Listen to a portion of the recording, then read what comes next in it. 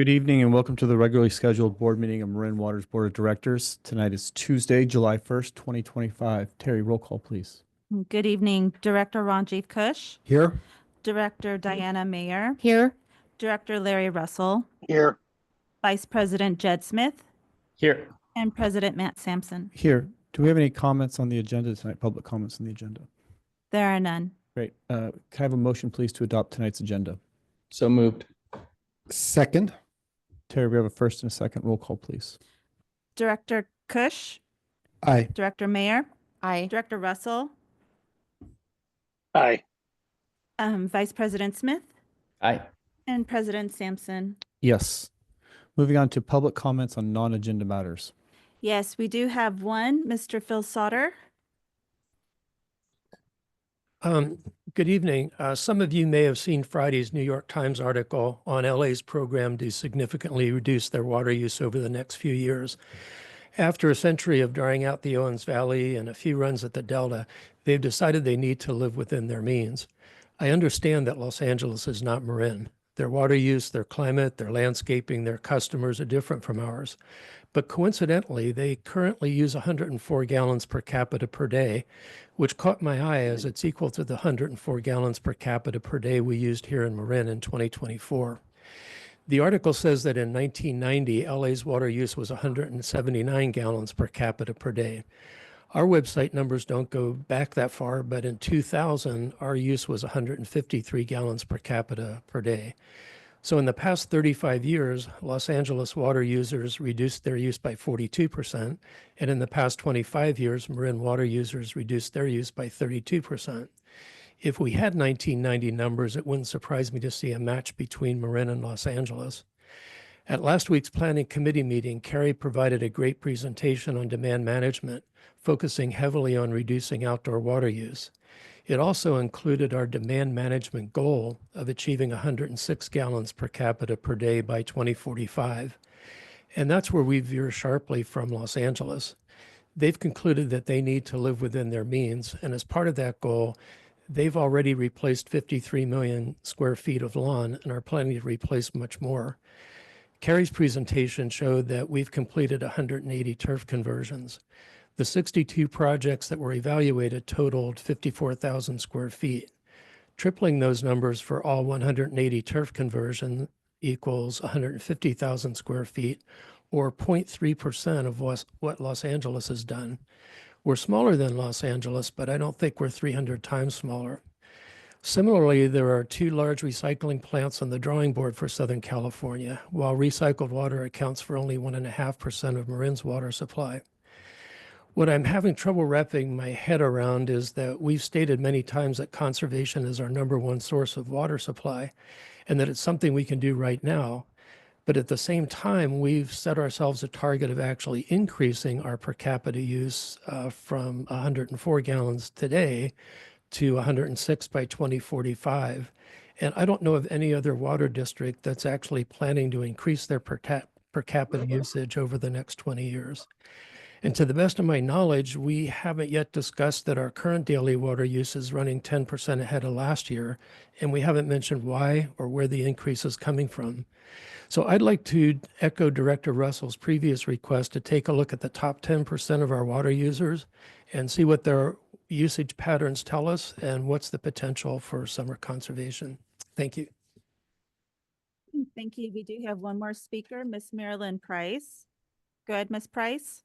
Yes, I'm here, and thank you so much, Phil, for your comments, and to the water board, all for all your hard work. And I had read that same article. Actually, I passed it on to Phil, and someone else passed it on to him.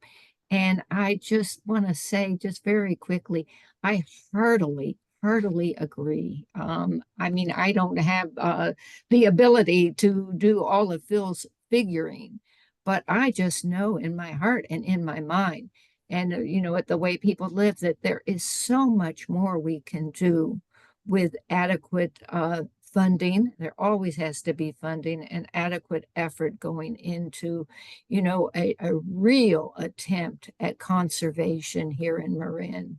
And it would take a lot, but it would work. I mean, again, we just have to wake people up to what our future is. So that I will let it go at there. And I've said this kind of thing before, but I'm not going to change my mind. So thank you so much.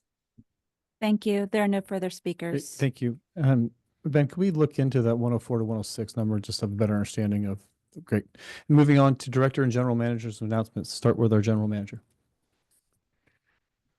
I wanted to share that today we had, in coordination with the Marin County Fire Department, a fairly significant prescribed fire, 40 acres along the northern side of Bontempi Lake, adjacent to Sky Oaks Road and Sunnyside Trail. So as the board's aware, implementing prescribed burning is one of the veg management actions in the BIFIP. And this project, the planning element, was partially funded by One Tam Forest Resiliency Grant that was from Cal Forest Health Program, which just signifies the interest in these burns, and we're kind of helping pave the way to some extent. So how it played out, just a little bit more, because I do find it interesting. I think the board and public will as well. So on-site ground preparation for today's burn began last Thursday with support from the Fire Foundry and Marin County Fire TAM crew. And then this morning, once the Bay Area Air Quality District, right, based on conditions, approved the 40-acre burn, staff and resources from County Fire and all our other partners held a briefing. Then at 10 a.m., there was a kind of test burn to make sure the conditions were what everyone thought there were. And then by 3 p.m., the 40 acres was completed. Overnight patrol of the area, which obviously is critical, will be carried out by Marin County Fire, Marin Water staff, and our contractor we brought on board, anticipating the need, Biswell Forestry. So any hot spots can be quickly extinguished. And they'll stay on site through Thursday to patrol, mop up, and complete any needed issues that are identified. So this burn was successful in reducing fuel loads from dead and down materials, reducing the grass thatch layer, reducing encroachment of trees into the sensitive grassland meadows. Additional measures, as we always do, were put into place to protect areas with rare plants, nesting birds, power poles, and to establish control lines around the burn area. And then there was an extensive outreach program for Marin Water and the county to to prepare the community for the visible smoke that occurs when we do these burns. Sky Road and the trails outside of the burned area were able to remain open through this, through the day. And we had staff stationed there explaining what was going on. And really, we found most passerbyers in the watershed were excited to see this work and this fuel management going on. The last time we applied prescriptive burn in this area was 2007. So this is kind of ideally, right, over time, a frequency of all our sites. So we've been working on this element of the BIFIP for years, and it really is rewarding, right, to see this successful burn, not our first, but in size, pulled off as part of implementation, and just noting how really appreciative we are of County Fire and the expertise and resources and the responsibilities they bring for these events. I mean, it really is kind of the culmination of collaboration and partnering. So anyway, just went a little long, but did want to share, because this, right, we all know is so significant in terms of scaling up on a landscape scale. This activity is really the way long-term we need to address our fuel, a big part of our fuel issues. So that's all I have. Great. Thank you very much for that. Very exciting news. We'll move on to the folks online. Director Russell. I have nothing. Thank you. Thank you. Director Smith. All good. Thanks. Director Mayer. I'm good. Director Kush. Yeah, thank you. I want to note that last Thursday, June 26th, I did join President Sampson and staff for a community meeting that was held at Nicasio School. The meeting was hosted by the Nicasio Landowners Association to discuss our reviews of a possible Nicasio Reservoir spillway modification that would increase our storage capacity. It was also an important opportunity to obtain community feedback, listen to concerns, and answer questions as we continue with the early stages of the environmental review process for this potential project. So I really want to thank Nicasio community members for taking time to attend the meeting. I'm estimating that there were over 100 individuals present, and the meeting continued for almost 3 hours. During the discussion, staff emphasized that the district is in early stages of evaluation planning. They will still need to collect and analyze a lot of data before they have sufficient information for a board decision on whether to approve the project or not. Community members voiced various concerns and questions regarding the project that reflect the inputs that we've had during the scoping meetings as well. These include, to remind everyone, its potential impacts on the Nicasio school, its potential impacts on other upstream areas, considerations for environmental management, particularly fish, the feasibility of dredging to increase water storage, and the process behind the actual creation of the Nicasio Reservoir. So to community members, I really do want to emphasize that we do hear you. And if we decide to implement this project, I imagine that the district will have to take appropriate actions to mitigate related impacts. And that's obviously one of the reasons that we need robust data, which takes time. So I just want to thank everyone again for open and constructive engagement. I think we're all looking forward to an ongoing and inclusive dialogue as the project evaluations proceed. I don't know if you want to add anything. Matt. I will. But right now. Yeah, that's it for me. Great. Thank you very much. I'd like to start with just a couple of thank yous and acknowledgements. One, for the communications team and the water efficiency team for your partnership with Marin Wildfire Prevention Authority and Fire Safe Marin. The presentation last week was, it was exciting for me to see the partnership and the fact that we're cross-collaborating, which is what it's going to take to make sure we start moving the needle in the right way on a variety of things for that. One of the things I got excited about as well is qualifying landscape folks to be able to meet whatever requirements we're looking at for the low water use design. It'd be interesting to see if Marin Wildfire has a similar type list, and if we could maybe make one list that would have both folks on there. I think that would be pretty interesting to look at. If it's too much work, I get it, but bringing them into the mix was really important. And some of those pictures that were put up to show what a decent water safe, fire safe landscape can look like were pretty inspirational. So nice work. Also, a thank you to the finance folks for putting in the percentage of water use by tier in the last presentation on Thursday. It was very helpful to see that way, so thank you. Last Monday through Wednesday, myself and the Director of Watershed Resources spent a few days in Washington, D.C. on behalf of the district. 2 jam-packed days, but very productive. I think we had about 10 or 11 meetings in 2 days. And the trip was really focused on understanding how the process for earmarks and then WRDA funding and the Army Corps of Engineers funding process works. And I think we made a lot of progress with that, but it's a very interesting time in DC right now. Really interesting to try to figure out the system. So we were very, it was very helpful to have our lobbyists with us. That really made the trip efficient, was a big benefit. I'd also like to thank Congressman Huffman and his staff for his time and help while we were out there. And it was just a good project all around. So good stuff. When we got back, we did do the Nicasio meeting with Director Cush. Also like to thank our general manager, Alicia Irish, and then also Sean Horn for attending.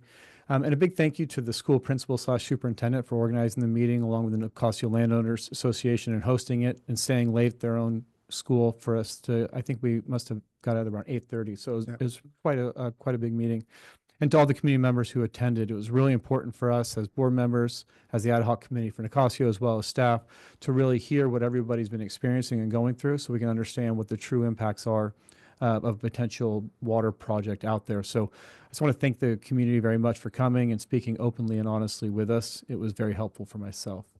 And then ending, just to piggyback on the general manager, it was so great to see the prescribed fire today go on. I was just talking with Adrian, looking at the East Peak camera, watching it develop from the initial test burn all the way through. Looked like a little bit more smoke production at first than we thought, but the good news is 40 acres is a big chunk, 21,960 to go, but it was really good to get it going. And it was just it's really good to see, and I think we're going to look back at this point sometime down the road where we started bringing fire back on a regular basis. And I think the question is going to be, why did we wait so long to do it? But now we're off to the races. So with that, we'll move on to board and committee reports. Do we have any here in the room? Director Russell, board or committee report?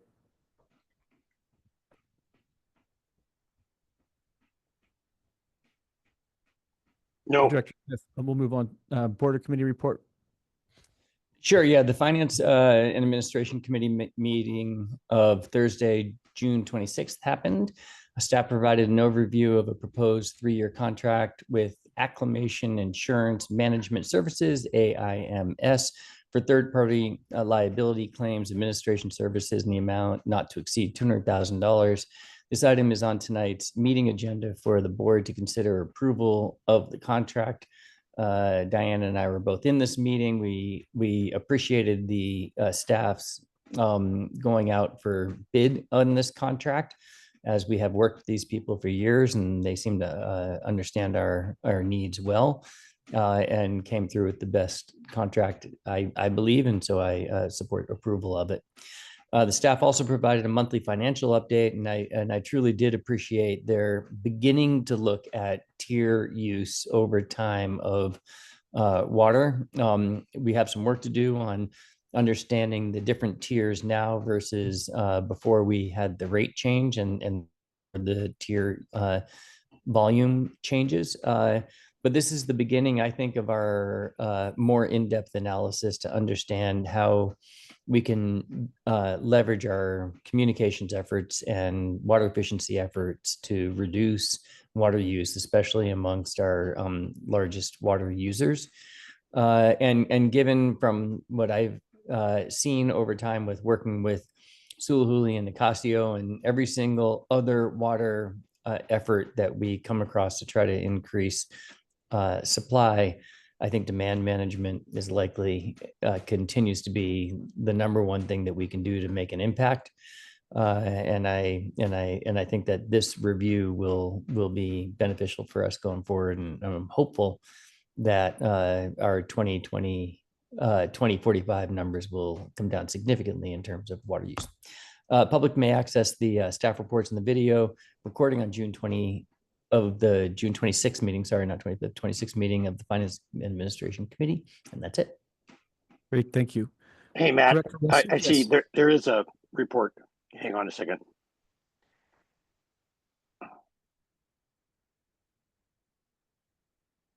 Okay, on the June 24th, we had a meeting of the Planning Committee. There was a discussion of the district's 5-year water efficiency master plan that Phil Sauter just referred to. There was a strategic and targeted outreach to customers in 2 new incentive programs. The findings of a recent survey of Cash for Grass was discussed, and there was continued collaboration with business and community partners to support water efficiency goals. Staff also provided a review of the proposed AMI implementation, including various types of AMI systems that may be considered. And there was a substantial discussion of the RFP that's being put together to request bids for the AMI program. Like the previous report, the public can access the staff reports and video of the meeting online. Thank you. Great, thanks, Larry. Before we move on to consent, there's one thing I forgot to mention in the announcements. I just wanted to give acknowledgement again, Adrian, for the public outreach you did today for the prescribed fire, the information, the benefits of all of it. It's probably one of the best informational public outreaches I've seen in my career as a firefighter. So nice work on that, and really look forward to seeing signage potentially out there to show the benefits once the fire passes through. So thank you. Moving on to consent calendar. Do we have any public comment on items on the consent calendar? There are none. Great. I'd like to entertain a motion to adopt the consent calendar. So moved. Second. Great. First and a second. Terry, roll call. Director Kush, Aye. Director Mayer, Aye. Director Russell, Hi. Vice President Smith, Aye. and President Sampson. Yes. Moving on to our regular scheduled item, update on cross connection control program. Lucy. Good evening, Board of Directors. Pull this up.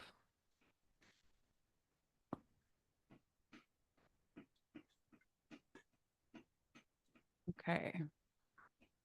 Okay, there we are. Good evening, Board of Directors. Lucy Croy, Water Resources Manager. Also, in a bit of a water quality manager position tonight. And with me tonight is Noel Studley, our supervisor of the backflow and reclamation group. It's been a bit since we've given an update on the cross connection control program. So tonight we will be giving an overview of our program, how it operates and why it operates the way it does, a summary of some regulatory changes that have come through the state recently, and then impacts that we see to our residential and commercial customers over the next few years, and next steps.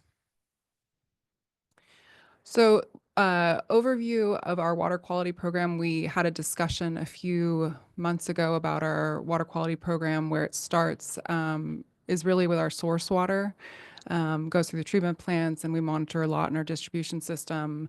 We don't talk often about backflow. Backflow is also a really essential part of our water quality program, in which we protect that distribution system from backflow coming from beyond the customer meter. So a goal of our cross connection program is to really protect our distribution system, our public water distribution system, from any cross contamination that could come from customers' services that are beyond the meter.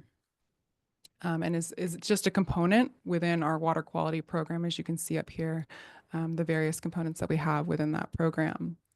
And as we dive into it, this is a program that is regulatory driven. Not only are we required by state to have a program that's a backflow program or a cross connection program, but also many of the components that are in the backflow program are driven by the state. So Lucy, we're using, just for clarity, Yeah. but just Yeah. cross connection and backflow are sort of interchangeably in this Yes. discussion. Most frequently, even Noel's title is backflow and reclamation supervisor, but it seems in the industry that they're moving towards cross connection control as it's a broader term. So with that, I'll hand it over to Noel, and he is going to dive into a lot more details on what is a cross connection and the types that we actually can see in the system. Good evening, directors. I'm going to add a little color, Ben, if you don't mind, to your question. Cross connection is the broader field, and then backflow is kind of how we mitigate hazards. So it's kind of how you can think of it. We have two common cross connection types, and that is typically either back pressure or back siphonage. Back pressure tends to occur through pumps or head pressure. Back siphonage can occur when there are main breaks, fires, or really even just normal hydraulic conditions within the distribution system. High demand, it's actually quite common. This is an image of normal direction of flow. We have 100 PSI in the main, 85 in the service lateral going to the home. We get a hydrant, break, car hits a hydrant, and pressure drops in the main to 0, and we have that 85 pounds of pressure coming back from the home, right? So then the concern in this scenario is the home has some sort of hazard that could potentially contaminate that water supply. And in this scenario, it could siphon backwards into the water main and then contaminate the neighborhood or just a few surrounding homes. We typically split cross connection into commercial and institutional, and then residential, right? We think of them as two components under that umbrella. These are a few common on-site hazards. Hazard is interchangeable, with something that could contaminate the water supply. It's just, hazard is just the language we use within cross connection. And, on the far left there, you have a very typical fire sprinkler install. It's a backflow preventer on a fire sprinkler system. In the middle, those are syrup boxes on a carbonator or a soda machine. And you may think, well, see soda machines everywhere. Are they really a cross connection hazard? Well, the pump that mixes CO2 in with the water and syrup in that system can reach 220 PSI. And if that means that water can get pushed back into us, well, okay, it's CO2. Well, when carbonated when CO2 or carbonated water mixes with copper piping, it can create carbonic acid, and that becomes the hazard. Okay, so all soda machines have to have a reduced pressure principle backflow on them because we don't want carbonic acid getting back into the water supply.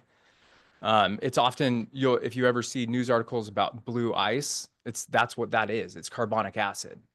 In the same kitchen here on the far right, we have, kind of a typical small prep kitchen.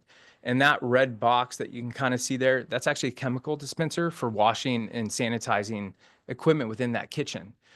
What's hard to see in this photo is it's connected to the faucet. Well, that faucet has an atmospheric vacuum breaker on it. Well, atmospheric vacuum breakers can only work if they're installed 6 inches above what they serve. And in this scenario, and in most scenarios like this, the chemicals are actually installed above that backflow preventer. And so you have a scenario where those chemicals can siphon back into the water that is being consumed in this. And this is one building, right? And if you think about the number of small, prep kitchens, real commercial kitchens, or even soda machines that you see, you can imagine just how big of an issue this is within our distribution system. And then residential customers, it's sort of we see different categories of hazards. Pools, rainwater collection, wells, and complex piping.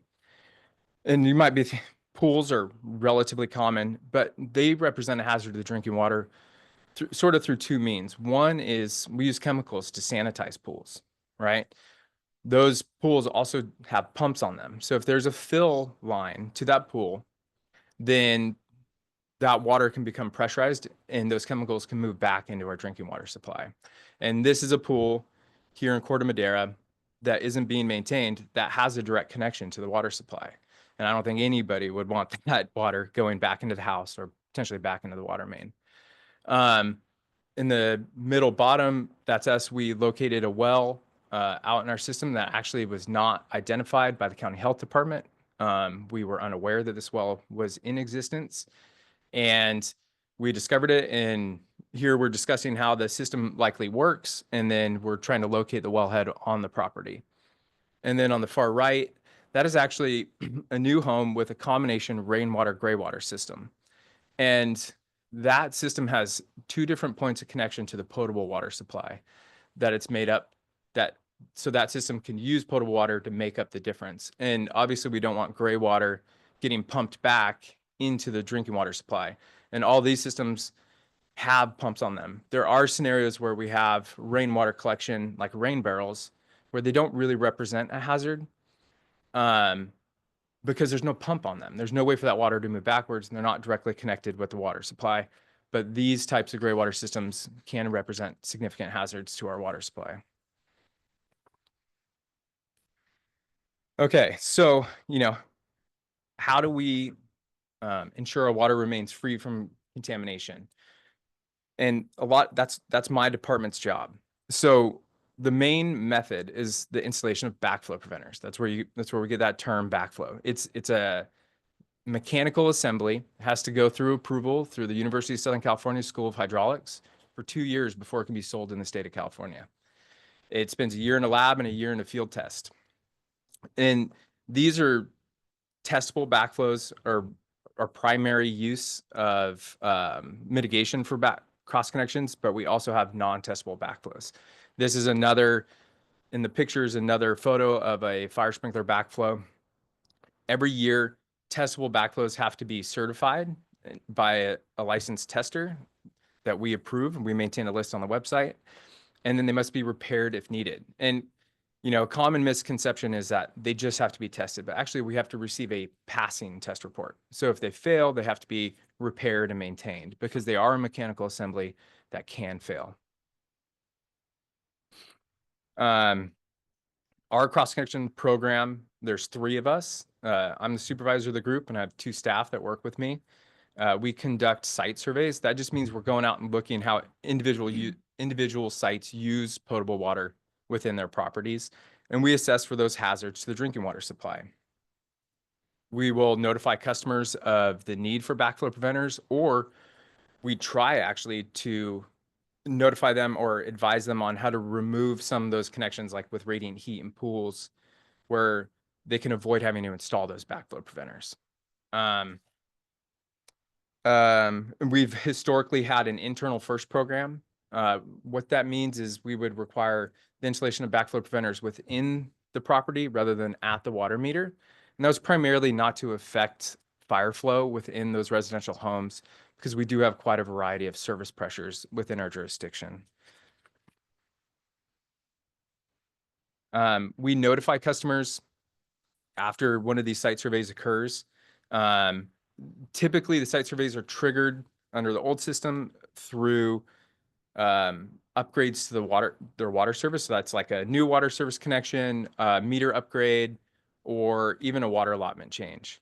And that is sort of that's how our program has traditionally gone out and looked at properties to determine the need for cross connection. So that's why some homes, you know, two neighbors, one home might have been remodeled within the last 5 years, and one home might be 40 years old and never touched. And one home has a backflow and one doesn't. And it's because of that, our program, it was based on those plan reviews or like that meter upgrade process occurring. This is probably one of the questions that we get most about the program, is about the process and the behind the scenes of how do some customers, why do they have backflows and other ones don't? And really it comes down to some of these triggers, we call them, really has to do with the customers engaging with the district. So for new construction or for projects, submitting projects to the district, and then we review the landscape design. It's not as much we're going out and finding, or we're going after customers as much. Yeah. And then we notify our customers. Typically, they will get multiple notices for installation. And then, you know, like I said, we'll even, you know, work with customers to try and mitigate the need for testable backflows whenever possible. Yeah, I think that last piece, as we go through this presentation, be worthwhile to just provide a little more clarity on what that means and how we do that. Maybe a pool a little more as an example, because it is important. It's actually a pretty significant burden on our customers, and we do try and mitigate the hazards. They don't become part of the backflow program.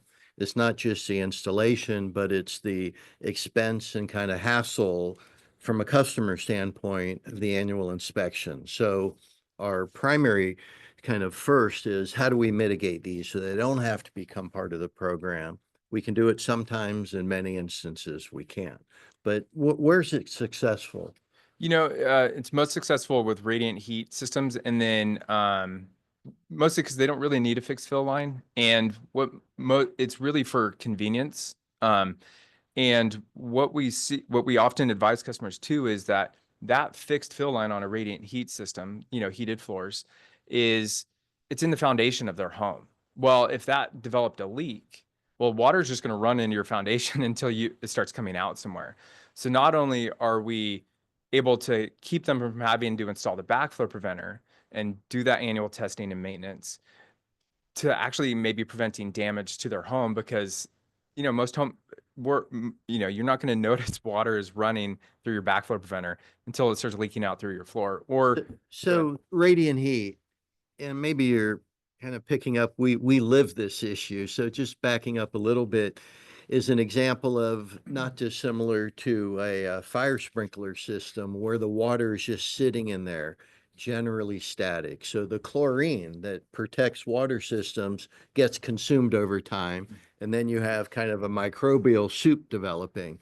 And all they have to do, so they don't become into the program, is that convenient connected fill line be disconnected, and if you ever have to fill it, you put in a portable way to fill it, and boom, you don't have to put in a backflow device and become part of the program. That's correct. Yeah. And you can use a hose bib you just have a hose bib that can be filled from a nearby hose, and all hose bibs have vacuum breakers on them. So it's like a built-in backflow.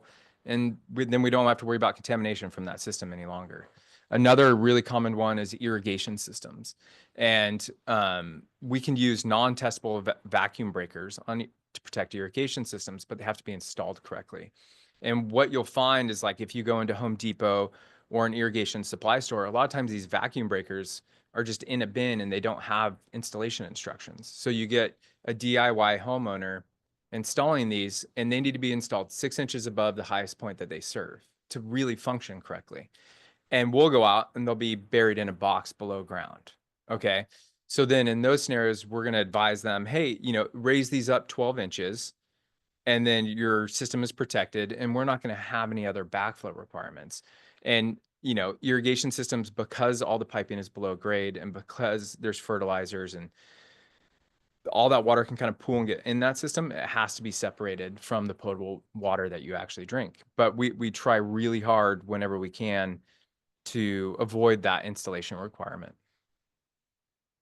No, are there other similar fixes like these vacuum breakers for fire sprinklers and swimming pools?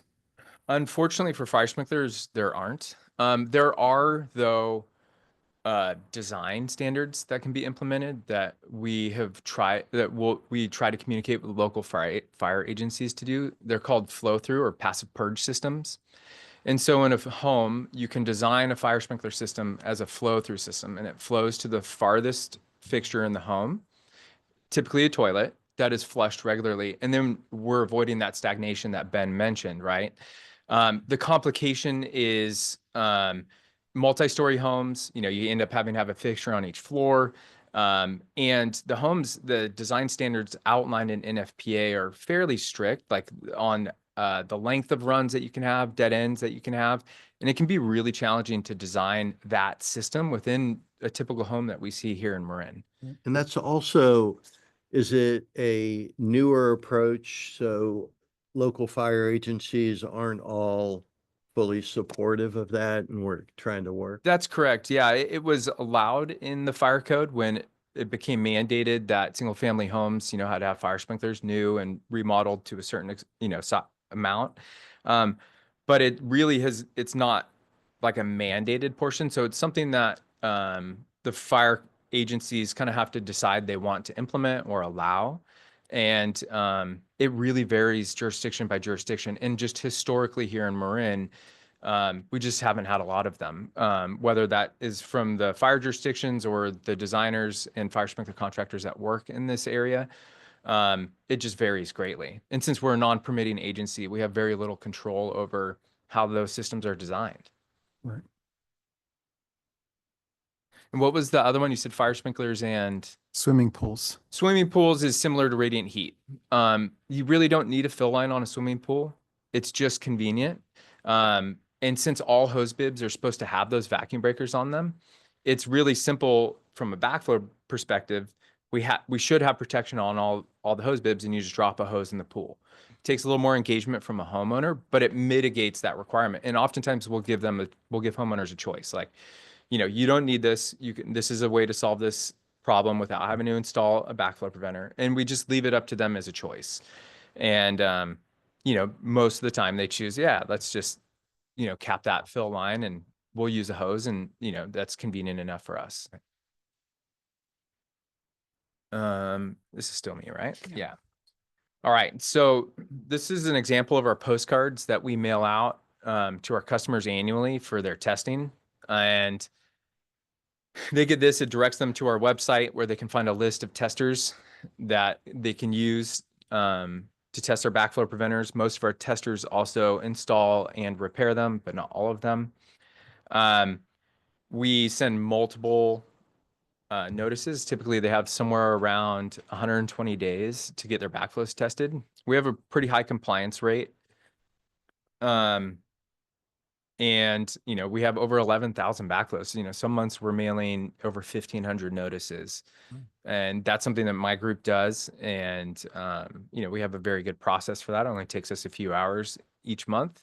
What's the cost ballpark of the testing? We don't price police. It can range, we don't ask testers for their pricing when they decide to test within our jurisdiction, but it can range anywhere from $55 to over $275. It just depends. And we often advise our customers to call companies. And a lot of people feel like they have to use the same company every year. And we're like, no, you can use whoever you would like. And most customers will find a price that they find amicable. And yeah, so it's a range. It's like an average of just under $100 probably across the board. And Noel, what is our level of compliance when we, after we mail out the notifications? Do we track to see who's actually following through with the Oh yeah, tests? yeah. Actually, if people don't test these, ultimately we have to terminate their water service. That is a requirement of the regulatory code. Now, what we often tell people is, we don't want to turn your water off. That is not what we want to do. And so we just need people to go through the process. And the vast majority of turnoffs that we do have to do are vacant commercial properties. But our level of compliance for the first notice is typically like 73%. Second notice is like 85%. And by the time we're doing a final notice, it's well in the 90%, well over 90%. And, monthly, we might deliver 30 shut-off notices in a given month. It's really quite low. And if you figure we're averaging almost 1,000 first notices every month, it's pretty good compliance, actually. And we've looked and experimented at times, and it's about as good as it gets. Yeah. Got it. Thank you. Thanks, Noel. So as Noel's gone through a lot of the program that we currently have in place, just recently in the last year, the regulatory framework in California has been updated. So our program has been in place since actually the early 80s and was driven by Title 17 California Code of Regulations. Title 17 was first enacted in 1987, updated in year 2000, and was somewhat limited in scope but drove our program. In 2024, that was replaced with the Cross Connection Policy Handbook. It's a bit of a mouthful, but it is that now the new code of regulations that all public water systems in the state of California must operate by, and is much more comprehensive, and includes many elements that we already had in place. So this is showing a difference between the two codes. Title 17, you can see, is a little bit shorter, and with the new Cross Connection Control Policy Handbook, there are requirements for using certified testers and specialists, which we were already doing, having a incident respond, public outreach, and in coordination with local entities. Perhaps the biggest change for us is that we will need to conduct hazard assessments, so site assessments for all of our services. So as we talked about before, site assessments happen when changes happen on the property, when they come through and we have interactions with customers because they need a meter upgrade or there's changes to their landscaping. The changes in the regulatory requirements are now that we need to do hazard assessments for all 60,000 services over a given timeline. So this will be a change for us, and part of the regulatory requirements are to submit a plan that details how we're going to go about that. And if I could, right? Yeah. So conducting hazard assessments, as you heard today, we aren't looking for swimming pools, for example. If someone's remodeling or some other trigger where we just see it, we have to act in accordance with the regulations. But conducting assessments suggests your entire service area, you got to go out there and, right, it feels very significant in many ways. But we'll talk about kind of our plan of, I think, trying to address it. So as I've mentioned, much of our program actually already extended beyond Title 17 and the scope of it, and it was in compliance with these new regulations. But we did need to develop a plan that documents our program, and we've now submitted a draft to Division of Drinking Water that'll be reviewed. Probably will take some time for review, and we'll get back with comments from them. And then, as I mentioned, we'll need to assess all of our services for hazards over the next 10 to 15 years, as we've submitted in our plan. And then one of the more technical components that we found is that they've included a requirement that all fire sprinklers will require backflow protection. And so we've included in our plan as draft, proposal to Division of Drinking Water is to upgrade to a dual check, double check. As modifications happen, there are many that already have single checks. And so we are going to approach that hazard assessment when those upgrades are made rather than approaching the customers one-off, going proactively. So that's what we're proposing at this point, but we'll see how the state comes back to us. Our approach to implementing the cross-connection control, these new regs, is to phase it, starting first with our commercial connections, because commercial connections bring the greatest hazard. So the types of chemicals, the types of risk that comes with the type of services that are, as Noel showed, those chemicals in the kitchen, in the back room with the carbonators, those are much riskier and present a greater risk to our system than residential services. And so those are the priority for us to look at and make sure that they have the proper protection in place. And so we'll review first the ones that we already have cross connection. So starting first, making sure that those are in compliance with the new regs. And then second phase, we'll be looking at the rest of our commercial services.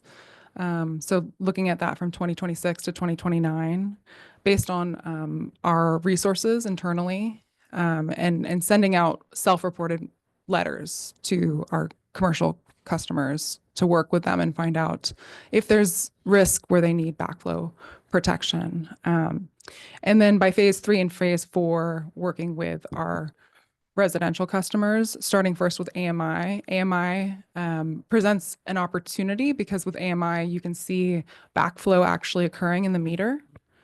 So we'll be able to see if maybe they have a pump on site, which is one of the hazards that we find most likely to cause in residential situations with a well or something like that of that nature.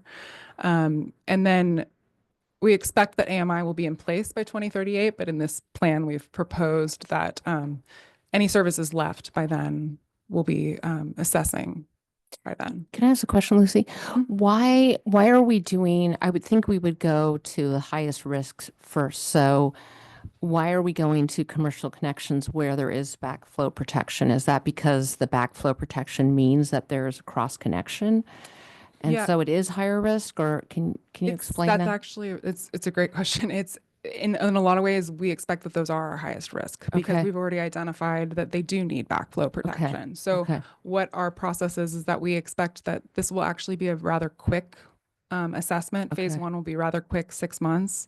And what we will look at is these highest risk services that we've already identified need to be protected, make sure that they have the right level of protection Okay. based on these new regs. So they can be knocked out quicker, I would Yes. imagine, than That's same correct. thing with the AMI allows you have more data going in. Yeah. So that you can Correct. get So through it. Director Meyer. Sorry, go for it, please. As I mentioned in the beginning, since we've been an internal first program primarily, Mhm. some of these commercial connections, which we about 2,000, somewhere 2,200, 2,300 of them have backflow preventers out of Mhm. 8,000. Mhm. Some of those are internal only. So we want to kind of take another look at those because we're kind of pivoting how we run our program. And it is low hanging fruit and relatively, we can get through that relatively quickly, like you suggested. And AMI, and actually, sorry, back up, AWWA guidance, like best practices, actually recommends that commercial represents the largest hazard within the service area. So it's kind of a best practice approach also. Thank you. So then are the regulation changes increasing so that some of the current commercial occupancies that have backflow in place are no longer going to meet the standard?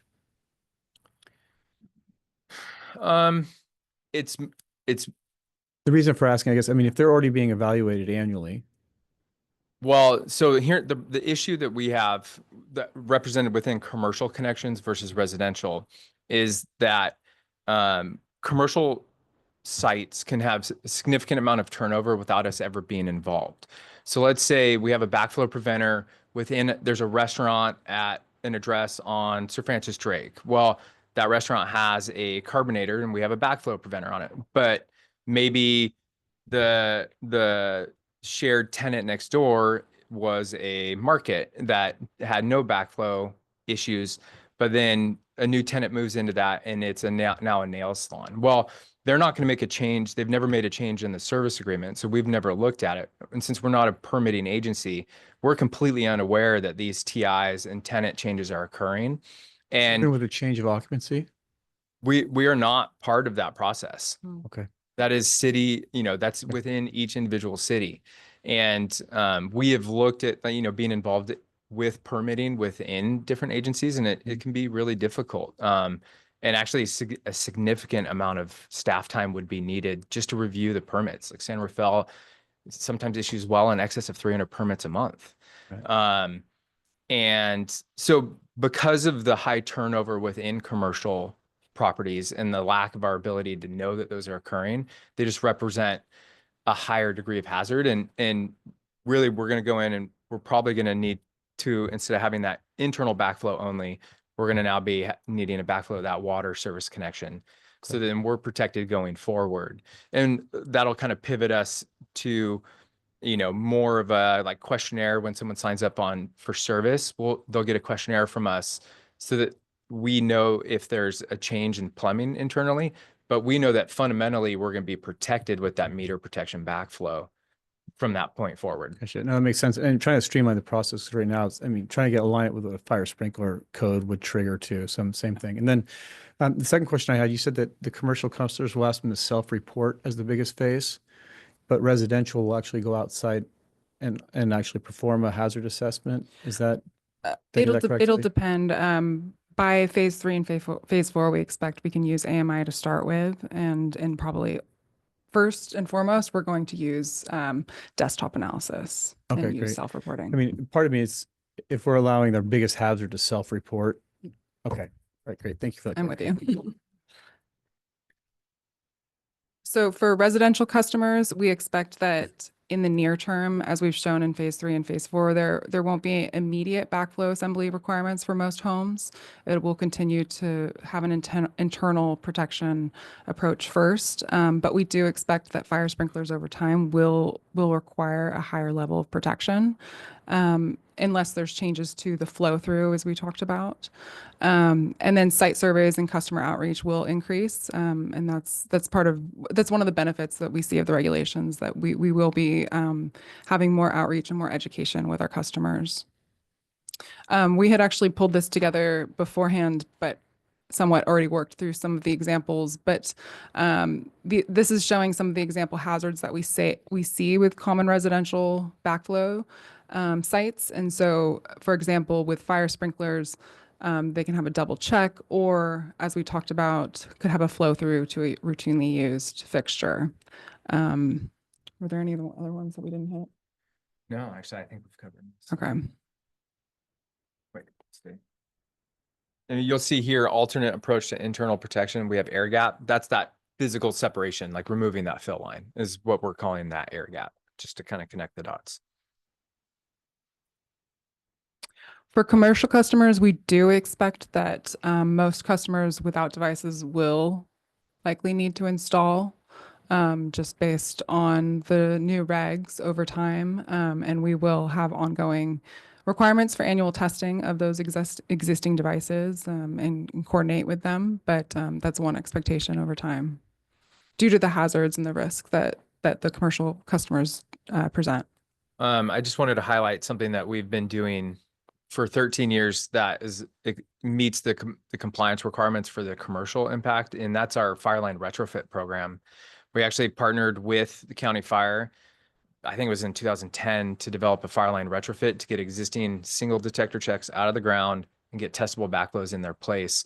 And the positive part of that is a requirement for these commercial customers. They're also going to have to, if they have a dedicated fire sprinkler connection, they are going to have a backflow preventer on that. And it's a benefit for us because that process is already streamlined. We do that internally. We've been doing somewhere between 20 and 50 of them a year for the last 15 years. So our next steps are to update our cross connection control plan after we receive comments and review from the State Water Board. and to document all hazards and update our device inventory as we move forward, and to expand our outreach and public education. We know that's an important component of the program, as there can be a lot of confusion, and it can be a frustrating program if we don't reach out to customers early enough in the process. And then to update the code after the plan review from Division of Drinking Water, we will need to return at some point and update. We have code, district code that talks about cross connection and the requirements. And so that will need to be updated with the correct language as well. And with that, we're happy to take any other questions. Great. Lucy Knoll, thank you very much for the presentation on this. Go ahead and start with board member questions or comments. Director Smith.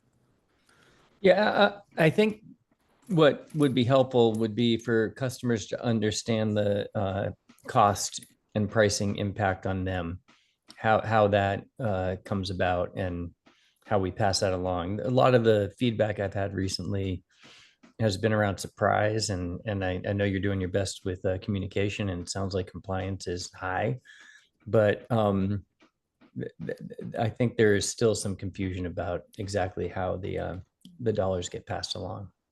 And any more information and reporting would be helpful in that regard. Great, thank you. Director Russell. Yeah, Jed, it is the user's responsibility for the testing. And I don't know if you got an answer on that question, but I believe it's about $100 to have them tested. Essentially, all the houses where I live in Paradise Cay have backflow devices because of wharf hydrants. So it's a common thing, and especially in marinas. Great, thank you. Director Mayer. No questions, thanks. Director Kush. Yeah, thanks, no, Lucy, for the good update. We'd actually discussed this, I think, during our board retreat, and that it would come back to the board as a presentation. So I'm glad that we're doing it. I've had Paul and Ben know that there's one customer who's constantly, asking why we don't cover the costs, just take this on as a district activity. And then in parallel, also questioning why a lot of their neighbors don't have the same requirements. I think we understand that part of it really well, but I think with the new regulations, it does feel like the burden that's going to be placed on the district is going to be much higher, because soon as the evaluations increase, the number of customers identified as requiring backflow requirements is going to go up. You're going to be sending out a lot more notifications, managing that. It seems like a pretty substantial increase in activity for the team. So I think that's a concern you didn't really talk about, but it doesn't really relate to this question of who's going to pay for it. But I'm wondering what our thoughts are on covering the costs of the activity. And are we even allowed to under 218? I've learned that's always a confusing element. I think one of the complexities with testing, annual testing, is access to the customer's house. And so these devices are usually on their property, on their premise. And so one of the complexities we've talked about internally about taking it on and dealing with the cost is how to access their properties and where the bounds of that would go.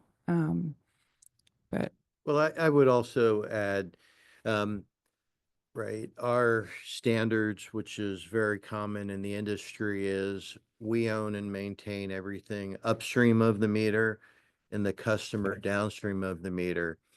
You think about these backflow devices are often right at the structure. So in the current model, conceptually, we'd say, okay, we'd be maintaining a piece of infrastructure that's in the middle of a private owned infrastructure. Meaning, if we were to take on backflows, probably you'd want to think about taking on the service lateral, which would almost, I'm not saying double our linear feet of pipe, but it would be a very significant on that order, maybe 50% increase. And then, you have property owners that are doing work, right? These laterals are busted all the time from landscapers and that sort of stuff, fairly shallow. So they aren't put into district standards and all of that. So yeah, it's a good question. And as the program expands, we may see models around the state that are kind of trying to grapple and think about this sort of thing. But it is a big concept and would take, a lot of analysis to figure out what that would look like. Yeah, that all makes sense, Ben. Yeah, I mean, I'd have to look at it from a Prop 218 standpoint. It does seem like there's variability with respect to, different owners and different land uses having different requirements. But I don't know that that necessarily would preclude us. I think it's more of a liability issue.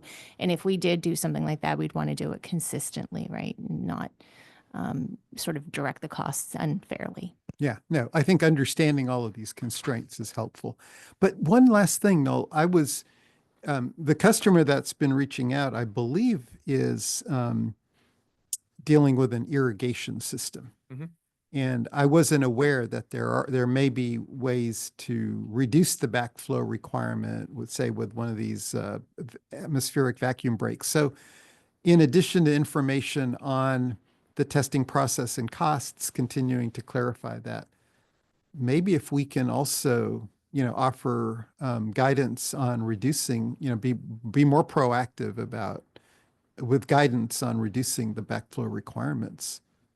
That could be, that could be beneficial. Yeah, that's a discussion we've had internally about kind of increasing that awareness. And we, as a department, I've always encouraged my staff as well, and it's kind of my approach that anytime a customer calls and says, "Do I need this? Can I take it out?" It's not, yes, you need it, and that's it. It's, your system may have changed. Why don't we come take a look? That is our approach, and we will take the opportunity to connect with that customer, answer all their questions, and if they can remove a testable backflow and go to a non-testable, we absolutely are willing to accommodate that, and I view that as part of our job. Could we include that in our annual notification for testing requirement? Now, please talk to us to see if we can reduce the the backflow requirements.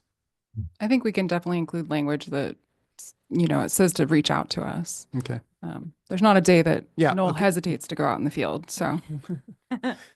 No, I think with the new regulations, the increase in effort's going to be really big again. So that's going to be important consideration for the whole team.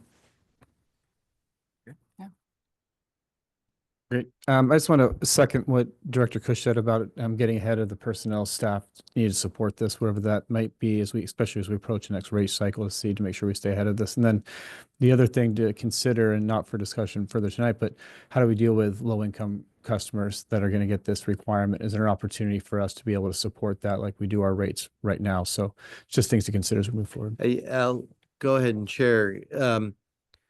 So the change to our analytical services, one benefit that came out of that is, you may recall, kind of consolidation to some extent of our water quality field staff in promoting dual certification that over time would provide greater resources where the need is. So it